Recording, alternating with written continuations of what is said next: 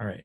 So, couple of ground rules before we get started. Please remain muted if you're not talking. Please utilize the raise hand function. Utilize the chat as well. If you need to leave but still have something to say, please leave your feedback in the chat too. Um, Please be respectful to whoever's speaking. We just want to say that all experiences are valid during your time here, and please agree to disagree as well. So without further ado, I'll toss it to Jaylee to kind of just introduce what we'll be talking about today. Hi, everyone. If you're here, you've probably heard of Dorchester Bay City, which is why we created this town hall. So Dorchester Bay City is a rendition that the Boston Planning and Development Agency has been working on with the Boston Development Agency, Boston Building Authority, I believe, yes. And they've been really kind of working on this rendition that we'll be eventually showing to y'all very shortly about what the Bayside area, and not only the current Bayside parking lot would look like, but also what the Santander lot across the street would look like. So if you're not that familiar with parking at Umass Boston, the Bayside lot is the very large lot that kind of faces the water and part of the Harbor Point walkway. And then the Santander lot is directly across the street. It's often really filled with Santander Bank employees, but it is that lot. It's kind of hidden in a way. It's not really hidden, but it's there beyond some fences. So both lots are included in this plan to be utilized by Dorchester Bay City. A little bit more about Dorchester Bay City. So Dorchester Bay City is a complex that would be with a lot of housing, a lot of various different research and internship opportunities, but also I think a key factor, John Ray, I don't know if you can pull up the image of the rendering of the project, but it's very high buildings, just if you look at the picture, it's honestly very shocking, and it's something I'm still kind of looking at. So if you were to look at the image, it would be on the bottom left side on the screen, and you would see Harbor Point. And in my kind of comparison, Harbor Point looks like a Lego versus a really big toy or even a child. Just the size difference is immaculate. And I think something that when John Ray and I attended the listening session, which we will definitely explain more how y'all can attend these listening sessions and get involved, speak up, ask questions. So if you look on the left side, that is the current Harbor Point apartments. And then on the right, where all of the large buildings are, these are businesses, food, internships, research, shops, and most of them are not local. They're not like small owned businesses. They're going to be big businesses, fancy restaurants. And ironically, one of the things that they had spoken about during the listening session was that they wanted to have people access the water more. As you can see, it actually pretty much reaches the end of the water. So that's definitely another factor that they are promoting, but is obviously not really there in the rendering. And as you can see, the rendering is very large. Now, if you were to be on the actual parking spaces, like the parking lots, you would look around and say, I've done it. I honestly don't know how they're going to fit everything into such a small area at this point. And in order to kind of fill in other areas, they would have to eventually take over the teachers union, which is in the back of Bayside. And then there's also St. Christopher's Church, which is on the top kind of left area behind, there's like a stripe building. It's right in front of that in the rendering. As you can see, it's also extremely small. And basically this complex is hoping to bring, now this is all from kind of the committee itself, is to bring more life and bring more businesses into Columbia Point and just really rack up the revenue, get JFK UMass to be more populated and more utilized because it would be so close to the train. They're looking at the field on the right, they're also looking at possibly touching that and maybe doing something there with either improving the tracks or not sure. That kind of wasn't as clear as what they wanted to do with that, but they did mention that as part of their overall project, which is very interesting. They had also mentioned a ferry, so I'm not sure where that kind of plays into all of this, but it's definitely a large complex. That is something that, at least for myself, I didn't realize the complexity of it until now. And a little bit more looking at it, you can definitely see how condensed these buildings will be. And especially in the very small space, it will be extremely condensed. It will also cause more traffic to come to the peninsula, as well as kind of really just block the ocean view for a lot of folks. Throw it up to John Ray. Yeah, thanks, Jaylee. I just want to emphasize just some of the concerns that a lot of students, including myself and Jaylee, have seen with these initial renderings and just hearing the news itself. So just again, just a couple like numbers to throw at you and just kind of more logistical information and what kind of um, this Dorchester Bay City is. It's part of this. It's currently again in the developmental processes. Right now, it is undergoing this community feedback kind of phase where it's reaching out to different community members, stakeholders, in how they should continue the developmental plans, and whether or not that includes us is up to us and how we want to play a role in this decision-making process. And so in addition to the whole kickoff meetings that Jaylee kind of alluded to, they're also they also refer to this community advisory committee, specifically called the Morrissey Boulevard Community Advisory Committee, which is a 25 member committee that has different stakeholders around the neighborhood. We have a representative from Umass Boston. His name is Matthew Fenlon, and he is currently the assistant chancellor for university relations. So he's pretty much our voice in a sense in those conversations when talking about the developmental plans. And so Jaylee and I have been doing our best to reach out to Matthew already in terms of our concerns, but we encourage each of you as well to share your thoughts and perspectives in an email, including the chancellor as well, as he's encouraged that too. But through this, again, as Jaylee had mentioned, through this advisory committee, as well as the Boston Planning and Development Agency, they plan to host a series of virtual community advisory public meetings that include the advisory committee, as well as invite any public members of the community to come in and again share their perspectives and concerns. I'll pass it back to Jaylee because I don't know if there was anything else that I missed, but if you want to talk more about that. Yes. I think I did just leave out a couple important things about the history of kind of Dorchester Bay City and where it's come from. So on March 5th of 2020, the original purpose or the original statement of purpose for this complex was released. And it wasn't until September 23rd, I believe, of 2020 that we did kind of see and were given the rendering of the project. So that's just a little more timeline. And I'll also get into the timeline of Bayside a little bit. I will also be sending into the chat 2 different resources.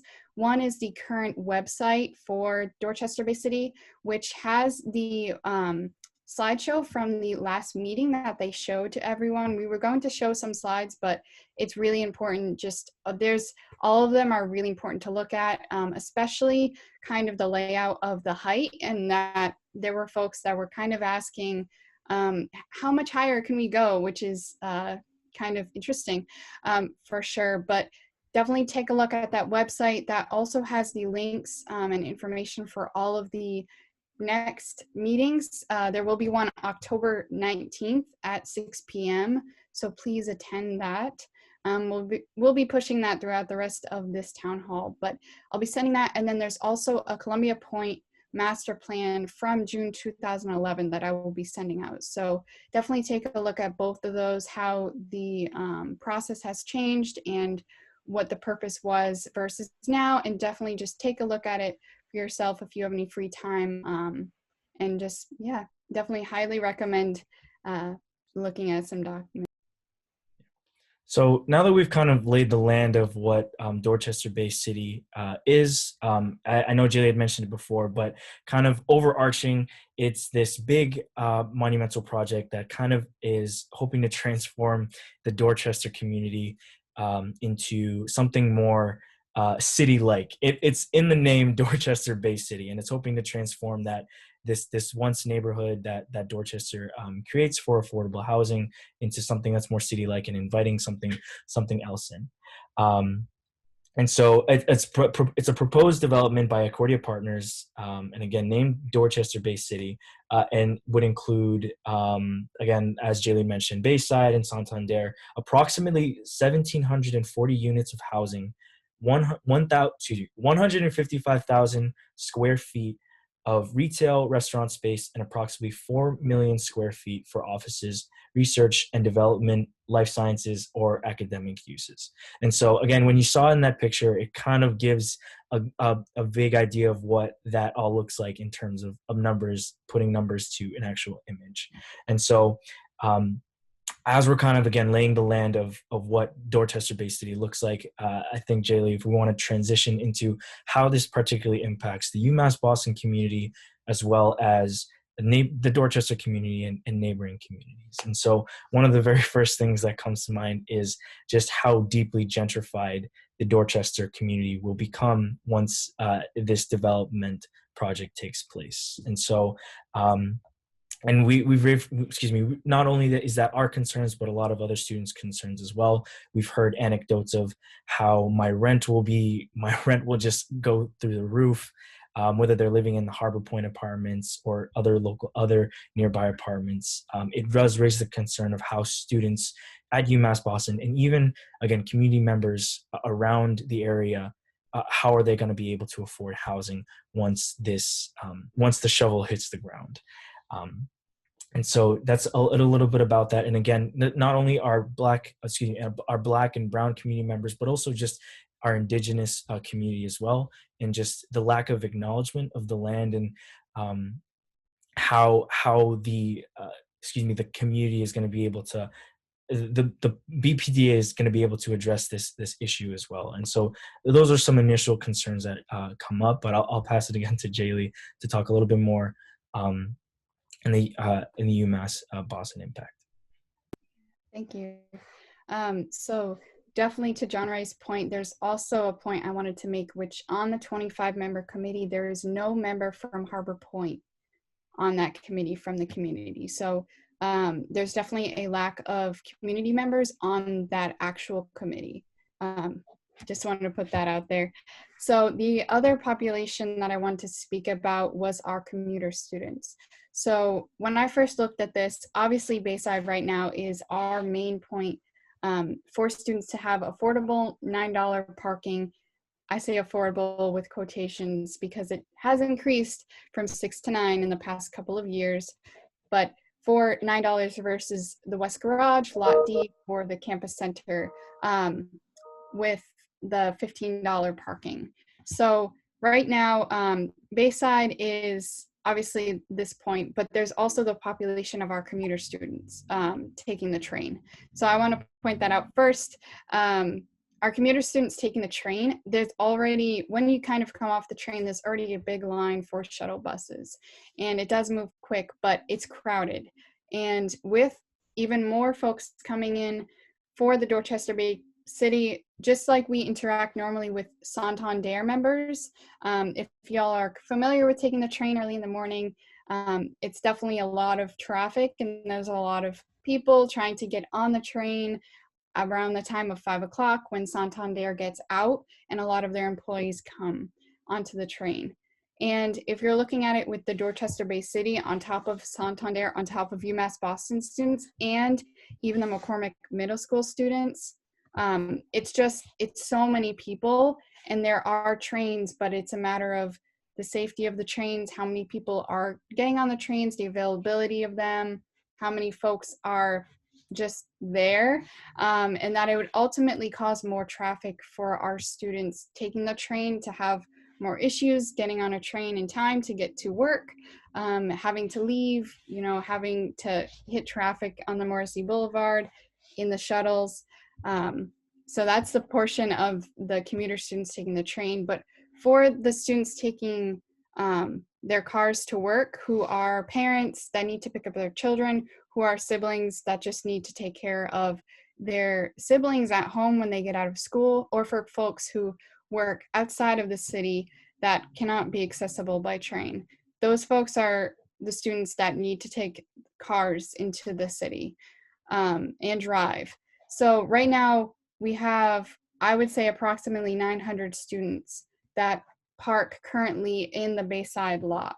And if anyone has ever parked in the Bayside lot, you understand how crowded it can get, how in a snowstorm you're kind of running through the snow from the other side of the parking lot, but it's all for the $9. And that's what's affordable, honestly. And the history of Bayside is that it was originally open to students for full-time use on weekdays in January 26th of 2012. So that's when shuttles weren't there all the time. They were there from 10 a.m. until 10 p.m.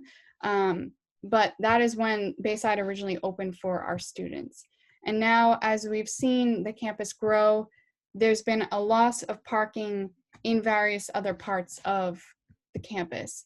With the north lot, where University Hall is, the other lot, I'm not sure of the name, I believe it's the south lot, in where the residence halls are right now. And then there's also lot D, which is rendered and a spot for a possible second residence hall. So ultimately, once we lose Bayside, we will be losing a 1,300 plus lot, parking space lot, and also our most affordable lot. And then the renderings are for a 300 space lot to be put behind the quad currently. That's what the rendering says.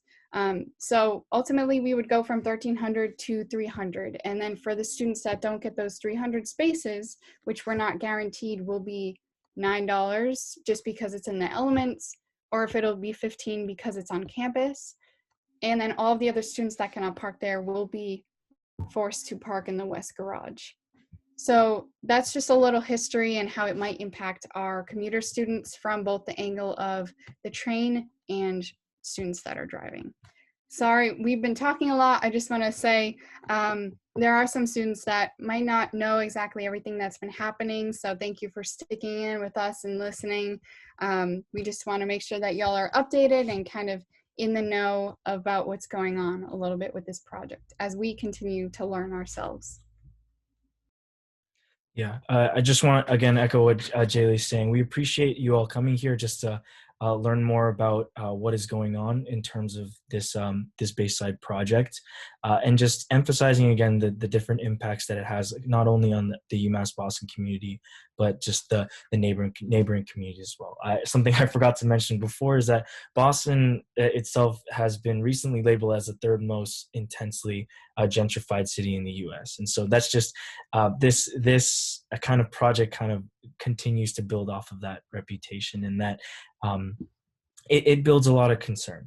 But we'll stop talking. I think we also want to give you all a chance to also voice your concerns as well. As we'd mentioned before in our advertisements, we want to try and compile a document that we'll be sharing with the Community Advisory Committee, as well as the Chancellor and any other stakeholders that might find your feedback useful as well. And so we can open up the floor. We do have some questions prepared, but we'll just open it up the floor as well to any questions or just your perspectives too.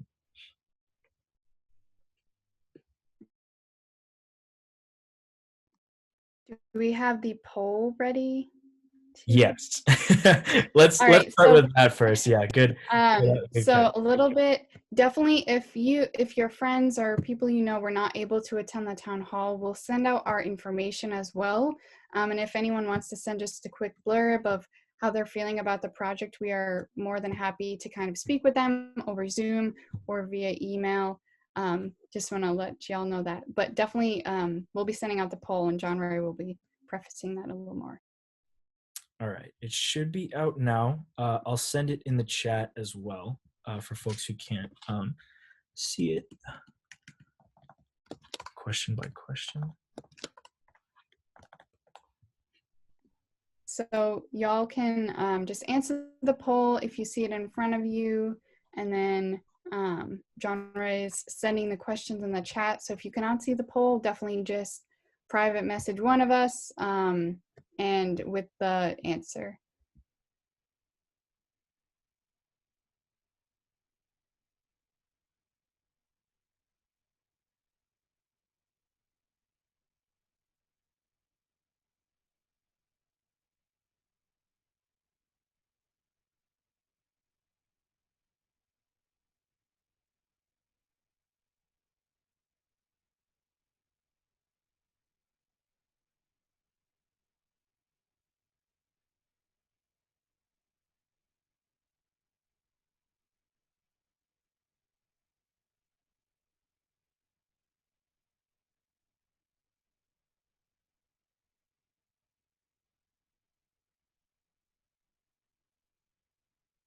All right.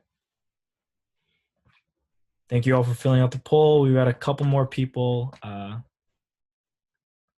to fill it out, but looks like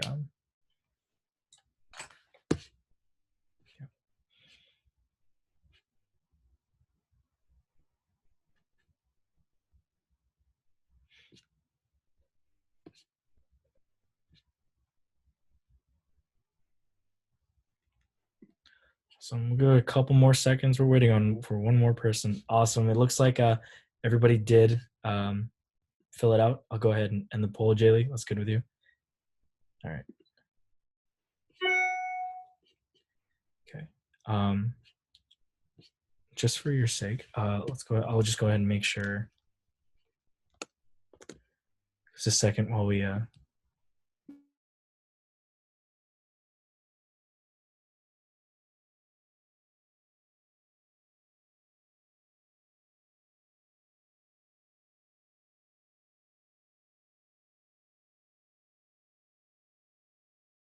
All right. Well, I'll go ahead and share the results out real quick just so that y'all have an idea of what, again, it's anonymous, but just a gauge of how in the room of how folks are feeling about the project and their knowledge of it beforehand.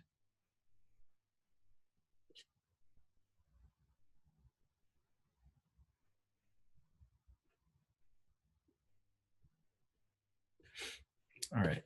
So we'll go ahead, and again, we'll be sharing all this data out in the town hall notes as well afterwards. But thank you all again for filling that out. Go ahead, and now I'll just open up the floor for folks who just want to speak on what their thoughts are regarding the Dorchester Bay City.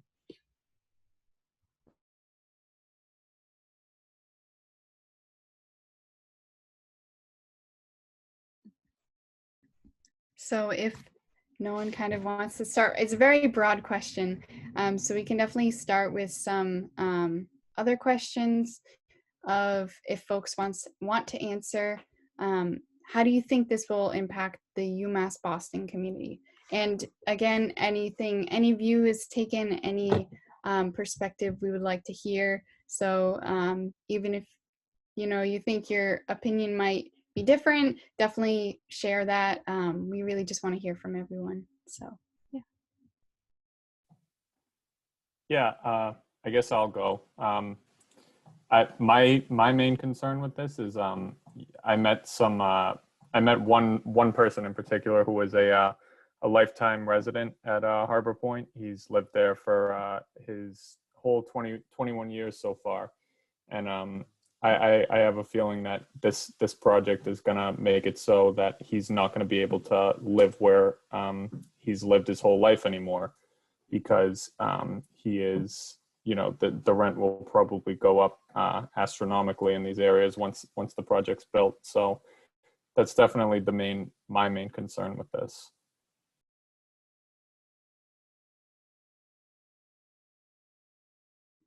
Thank you, John. Absolutely. We've definitely heard from other folks as well who have expressed similar thoughts. And I think and now that I recall, when we were sitting in one of the other meetings, in the listening session, there was also another community member who lived in Harbor Point that expressed similar sentiments of just how are they going to be able to afford their rent now once this starts building up. So it's definitely a universal um, concern.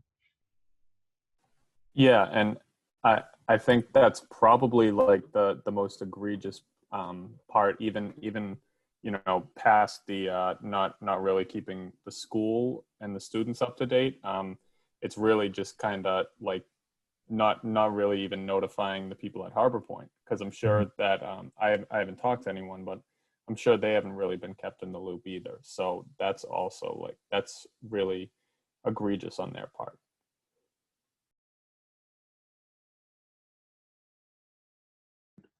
Yeah, absolutely. And I think Jaylee had mentioned it before, but I think I was shocked when uh, they had said that there wasn't any Harbor Point representative from that community, and that also raises a red flag and a concern, and just seeing if they love to hear in that upcoming meeting this Monday if there's any updates with that. But thank you again, John.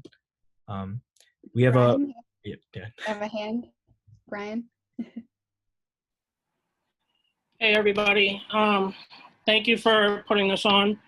The one thing that I notice is very similar. It looks like what the seaport looks like now in South Boston. It is unaffordable for people like us that are middle class, low income. It's not generated towards us. It is generated towards people that have money. It's it doesn't look good at all for the community. It just looks like another mini city that's gonna impact Harbor Point, us as students. I don't see any benefit to us. Um, that's just my opinions. Thank you for sharing, Brian.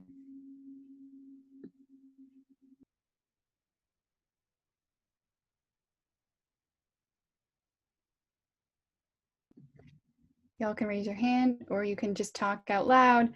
That's totally up to y'all what you want to do. We definitely don't mind either way.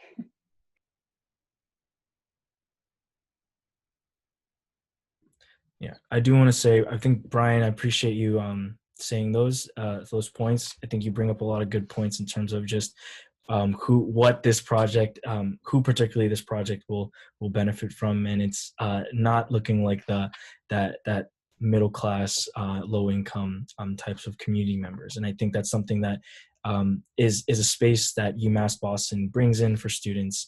And just that student population here, we have a non-traditional and a big population of low-income students who come here because of how affordable UMass Boston can be, and so that indirectly and directly impacts some of our community members here. And so, thank you for bringing that up. Yeah. I think another point that was brought up to me by someone today is I actually think of the seaport as well. And I think Fort Point in South Boston is also another unfortunate example of what this project is and could turn into.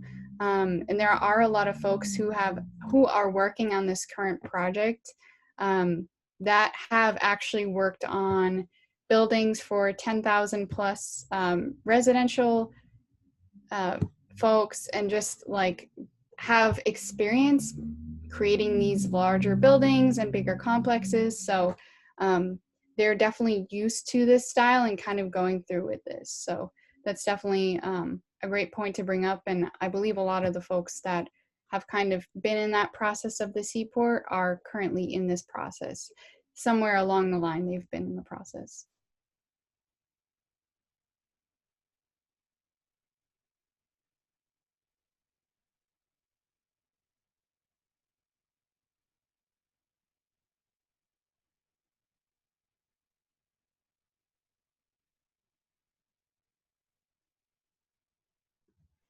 We can move on to the next question, Jaylee, if no one else wanted to speak on that first question that you brought up. Sure.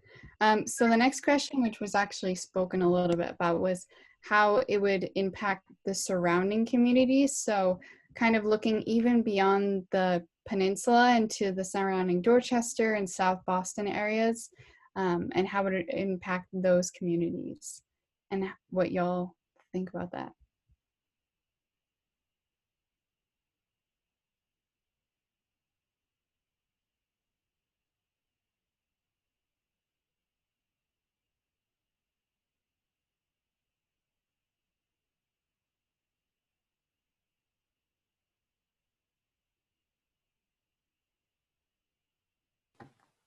Oh, sorry, I was I was trying to get my thing unmuted, but it wasn't working.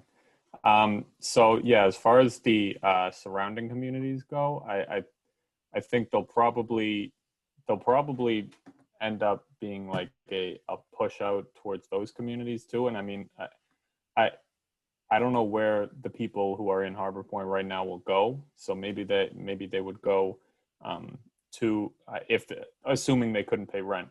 Um, Maybe they would go to like some of those surrounding communities, South Boston, or they would just move out of the city entirely.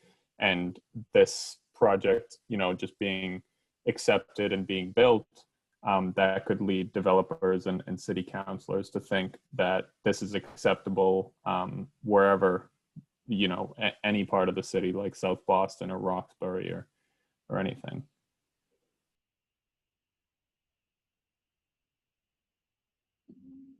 That's a great point that you bring up, John. Thank you for kind of saying that. I think that's definitely something to think about, and that these kind of like the Seaport or Fort Point in South Boston have been happening, and also look at South Bay as well. So it's kind of been happening, and how can we kind of as a community stand up against that? Something that's just been a cycle and happening throughout Boston. Um, but I definitely will, hopefully not, but spreading to other communities around as well. And just like an example is they want to build a Trader Joe's near Fields Corner, which would kind of take away from all the local businesses. So it happens on a smaller level and scale as well. Does anyone else have any responses for this question? I can definitely move on as well.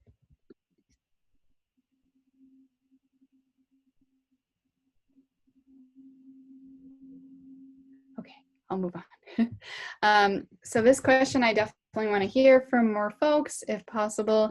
How do you think the Dorchester Bay City project aligns with the mission of UMass Boston?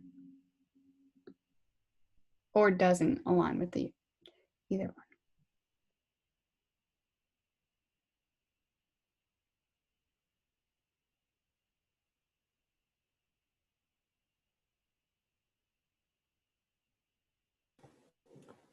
Um, I'd say just like thinking from what the administrators would probably be thinking, they're probably trying to make the school more attractive for out-of-state students, which would, uh, probably make it more attractive for out-of-state students and maybe less attractive for commuters, which I don't think. I don't know if that's their intention, but that's what it seems like, because I could definitely see like more dorms going up in like Lot D, like you guys said, because this is like having a mini city right there would kind of make the immediate area more attractive to people who are coming from out of state, who might be looking for like a city environment, which Dorchester's right there, but you kind of got to take the train in to get that city environment. So I feel like the school is probably looking at this like this is just going to make it more attractive for future dorm residents and kind of push away commuters more and more.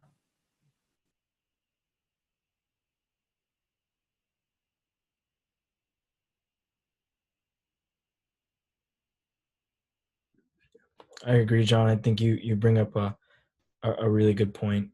Oh, Rommel, you raise your hand. Yeah, I would say since like UMass Boston is like majority a commuter school, I'd say like this would definitely affect that, and that was like one of my main concerns, just the issue of traffic. Like as a commuter student, I already know how bad it is, like going into Boston, so, and trying to make it to like my classes on time. And I feel like it would also affect those in the community or even nearby cities who are trying to just like get to work, or even like the high schoolers trying, or I think they're middle schoolers. Oh, well, the students at BC High too.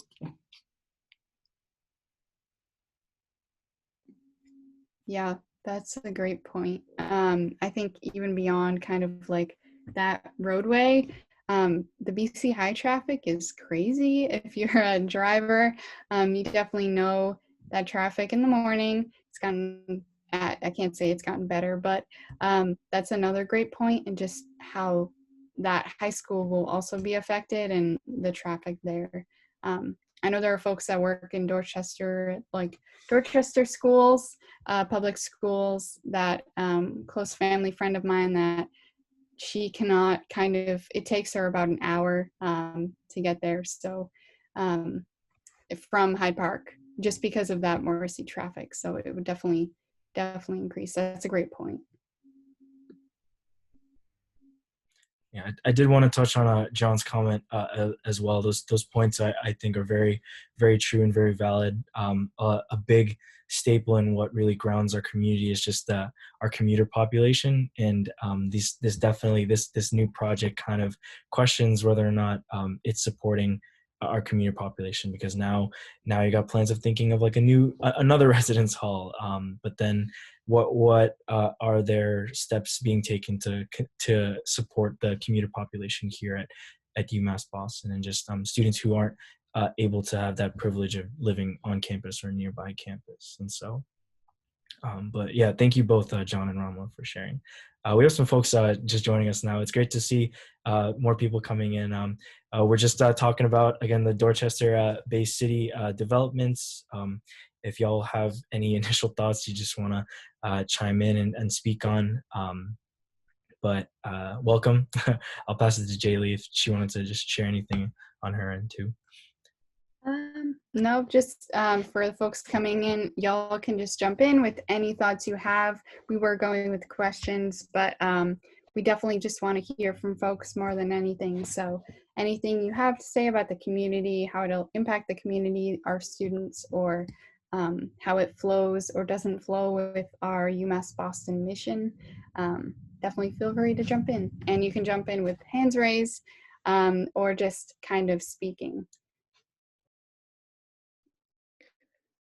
I have a question. I'm one of the people that just popped in. Sorry guys, I'm late. I was on like a meeting with my professor and we just talked each other heads off.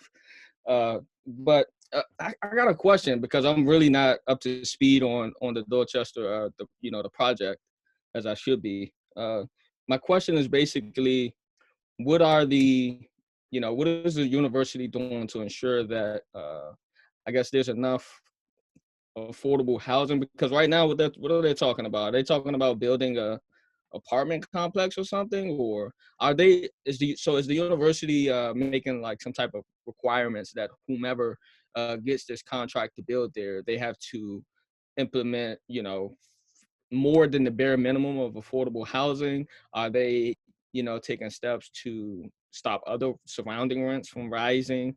I guess I'm just kind of trying to see what's happening. Sorry, I know it's like, boy, we just talked about all of this. Okay, don't worry, no worry. Thank you for the question. I think I don't think we really talked about the specific like housing aspect of like kind of what their thought process is. John, right, if you have the exact number of the apartments that will be built, I'm not sure of the exact number, but I do know kind of within their statement as a project they said, which was very alarming to myself, was that they said that they were building enough affordable housing as by like the state, the regulations of the city and the state. So approximately 1,740 units of housing. So we've kind of spoken about that, but I'll definitely like say some things again.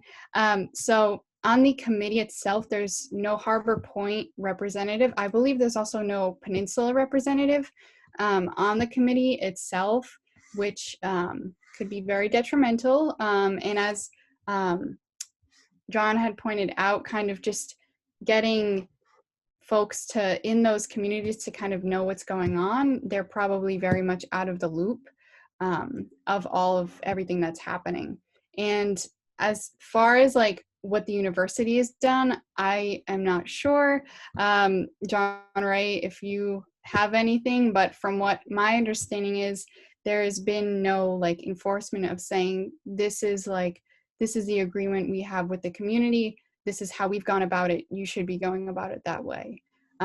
That's not something I know right now of kind of what they've done, but I do know that they did state that they were going to put the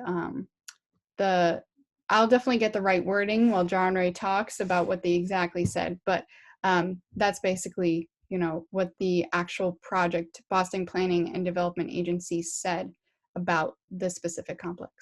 Thank you. Yeah, thanks, Jaylee, and thanks for the question again, Maurice.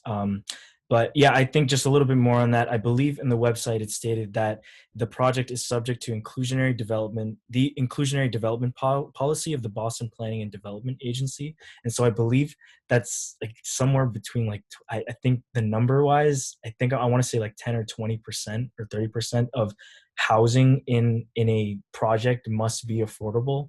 And this was something that I had noticed that was concerning, and in our communications with the representative of the Community Advisory Committee for UMass Boston, Matthew Fenlon, we wanted to emphasize that it should be beyond 30% and just really emphasizing that affordable housing within that community. In terms of university actions or university movements, we've been in communication with some other campus partners from the Office of Community Relations and Community Partnerships that they've expressed that they want to kind of build some more. We had mentioned it yesterday in GA, but just some more leverage within the university to kind of create a more impactful, influential voice for the UMass Boston community. That's not only including students, but also faculty and staff here as well. That involves the faculty council, the faculty staff union, folks who are involved in those areas. And we're hoping to have maybe another town hall, a more collective town hall that includes those folks as well. And so just some things off the right off the bat, but that's nothing on our end. We haven't really heard much communication from Matthew Fenlon, again, who is the representative of the 25-member community advisory committee that kind of is the point reference for the Boston Planning and Development Agency. But I hope that helps out a little bit and gives you more information. Definitely, I appreciate it. In the chat, I'll be sending the more detailed. I definitely just want to give you all as much information as possible, kind of as I find it or re-find it. So I'll be sending in, it's a very long document, but it's the project notification form for the Dorchester Bay City. So if anyone has time or wants to take a look at that, it's a more in detail. It's another detailed piece to definitely read up on.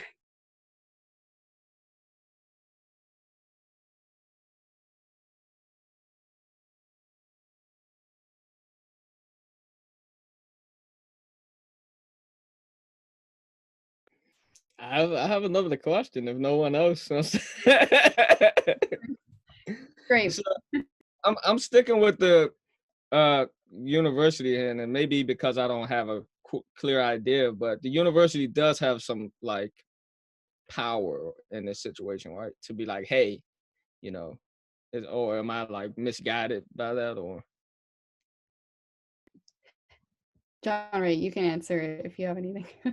Yeah, I completely agree. I think if we To be very honest, I think we have to be very strategic in how we want the university to play in terms of these next coming steps.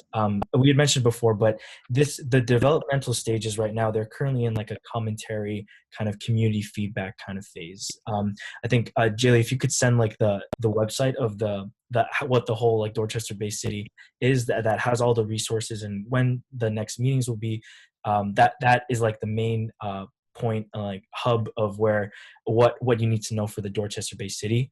But again, it's in this kind of phase where like the shovel hasn't hit the ground yet in terms of construction. They're really just in this stage of again getting community feedback, and in that. When Chancellor Marcelo Suarez Orozco sent that initial notification out, we wanted to do our best to try and see what we can do to kind of influence that decision-making process now. And I think, to be very honest, if we play our cards right and we're very strategic, we can still able to have some sort of influence on how what housing looks like, what this whole project may look like, and hopefully get more of that UMass Boston input and value of that our perspective on the table. And so as much as can be, I know Senator Gervais had mentioned how difficult it can be working with the Boston Planning Development Agency, as that's a very it's a private company and they have their own initiatives and agenda, but to be able to kind of again kind of create this like leverage from the university as a university community, I think would be very impactful for students now, and not only students now, but also like later generations as well. Mm-hmm. We're 100% with you on that, Maurice. I think it's a really critical moment right now, and so doing our best to really educate the community and bring people together and organize. So, yeah. Okay, I see that. Yeah, definitely. Yeah. That's gonna be tough. Yeah, I'm with that. It's a goal, but it needs to happen. I'm with y'all on that. Yeah, it's I think so. I'm definitely a science logistics person. So on the 25 member committee that is drawn right, the name of it is slipping my mind, but the committee is kind of there to kind of discuss what the plans look like, have feedback. Again, no one from any nearby apartment complexes are on that committee. We do have one representative on that committee, but that is 1 out of 25 folks. So I know John Ray and myself, we're working with some folks at the university that have community connections, faculty, staff connections, and we're hoping we did want to have a student town hall, just so y'all can feel free to kind of say whatever without any faculty or staff, kind of like a majority of faculty and staff there and a few students. But we will be having another town hall, hopefully, to gather community members, faculty, staff, and students all together. And y'all will hopefully hear about that very soon. Definitely keep up with the UMass USG Instagram page, and you'll hear more about that, and possibly throughout email communications with the university. I'm not sure yet, but just keep an eye out, and we'll have more of that as well to also get community members engaged. Honestly, as John Ray said, we definitely have to play our cards right with this, and that it's going to take more than, unfortunately, just us as students, and it's going to take more than just faculty and staff, or more than just community members. We really need to try to band together and really work with each other, just to be that collective voice for our community that's already hurting around us, and that has been hurting with even, this is another backstory, that Harbor Point was actually low-income housing at one point, but what had happened with the transition of students kind of being at UMass Boston is that they started to kind of trickle into the Harbor Point complex when it had no longer been labeled as low-income housing. This is a very brief overview. There's definitely more on the internet to kind of dive into this. But when that happened, there was a big uproar about rent prices increasing.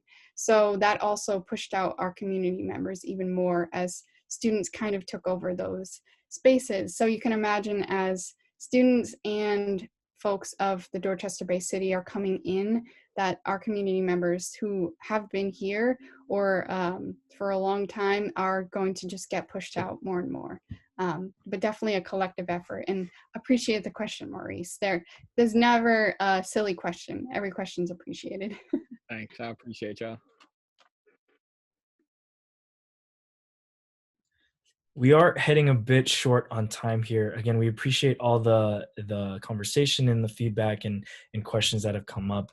If there's any pressing questions or just pressing feedback that y'all wanted to raise, please, we encourage y'all to speak up now. But we do want to just end off with just some action steps and just some next steps for y'all to continue being engaged in the conversation. We kind of touched on some stuff before, but yeah. If anyone has anything, it's considered pressing to us. So definitely voice it now. And again, we'll also send our contact info. So y'all can send it to us in like a blurb, have a conversation over Zoom, or connect other students with us too.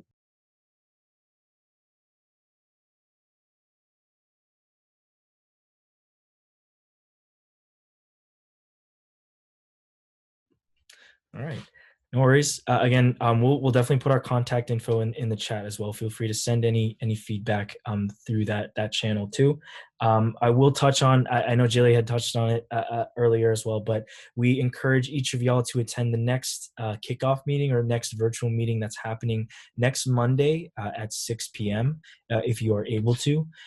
This is the second virtual session that is hosted by the Boston Planning and Development Agency that will not this time again include the community advisory committee, but it will be more open to the public in terms of allowing a space for actual public community members to speak on how they're being impacted and sharing their perspectives, and so including UMass Boston. And so we're hoping to see a great turnout with just different community members and hopefully just representation for the UMass Boston community as well. And so again, we encourage y'all to hop on there. I think Jaylee had sent out the registration. On it right now.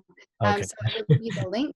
It'll also be the meeting ID, and then if you would like to call in, there's a number for you to call in, and that should all be there. So definitely keep that in your notes for next Monday, and that will be at 6 p.m., 6 to 8 p.m. But it did run a little over 8, but obviously if you can only drop by for honestly 20 minutes, that's amazing too.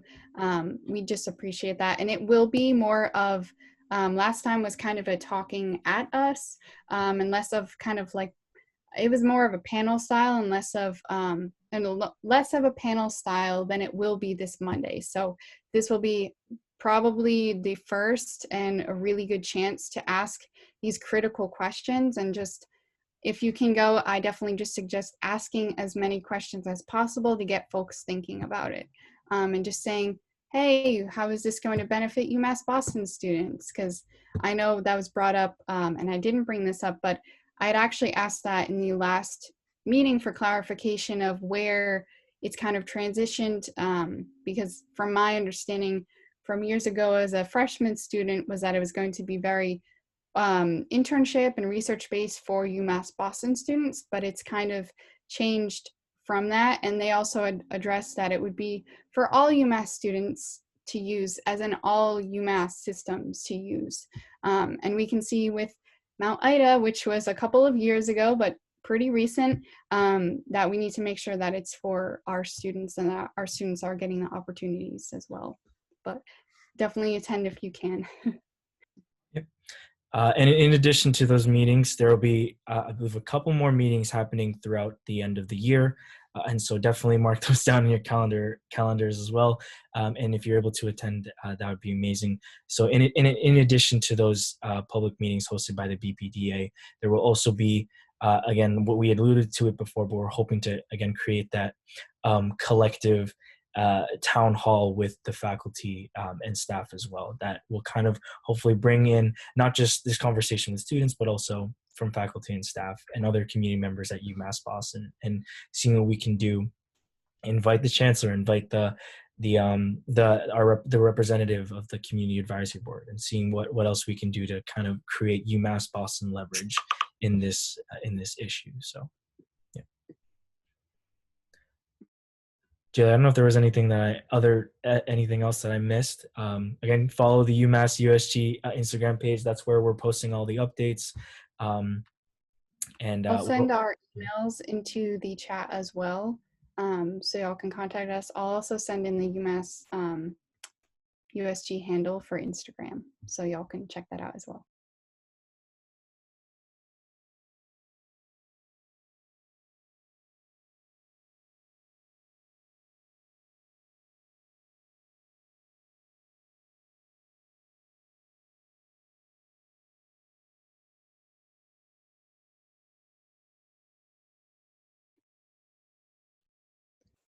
I guess the one thing I would ask is very easy question. I guess since we're still here, will the the resources that you all put up, do they include those 25 members? Like I can see their names and stuff like that. I believe so. It should. I did send a lot of links. It should be in the second one that says Dorchester Bay City. That is definitely the most up to date. The master plan.